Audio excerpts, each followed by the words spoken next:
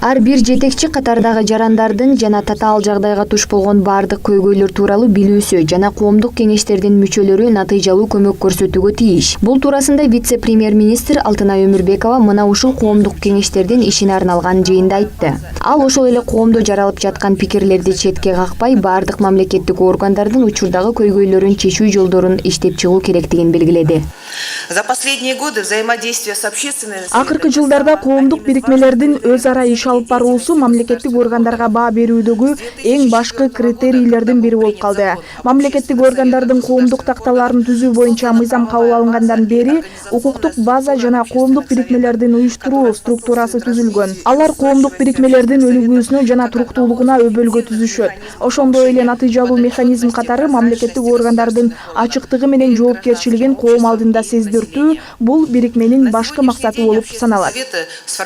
Коомдук кеңештер боюнча мыйзам 2014-жылы күчүнө киргенден бери өкмөттө бирдиктүү өнөктөштүк пайда болгон. Албетте, алардын көздөгөн максаты да бир. Бул элге сапаттуу кызмат көрсөтүү, коомдук ишкерлерди мамлекеттин өнүгүүсүнө салым кошууга багыттоо. Жогорку кеңештин вице-спикери Мирлан Бакиров жаңырган жылдан баштап күчүнө кирген мыйзамдар дагы коомдук кеңештердин ишин илгерилетет деген ишенимин билдирди.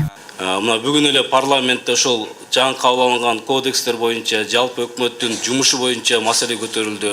Бактырыш көтөрүп кетти. Жалпы парламент коомдук көзөмөлдө өкмөт менен жумуш алып барууда, тыгыз ишин алып барууда бүгүнкү күнү кабыл алынган мыйзам иштеп жатат. Негизи коомдук кеңештерге жашы 18ден өйдө. Соттолбогон мамлекеттик органдар менен эч кандай араздашуусу жок. Демилгелүү жаштар катышса болот. Алар мыйзамга ылайык 2 жылга тандалып алынат. Ошондой эле адистер бирикмелерге мүчө болом деген жарандар арбын экендигин кошумчалашат. Функционируют советы на основе... Кеңештер мыйзам негизинде иш алып барат. Абдан маанилүү жоопкерчиликти өзүнө алган бул жумуштун аткаруучулары активдүү жарандар болуп эсептелет. Алар жарандык коомдун башкы өкүлдөрү десем жаңылышпайм.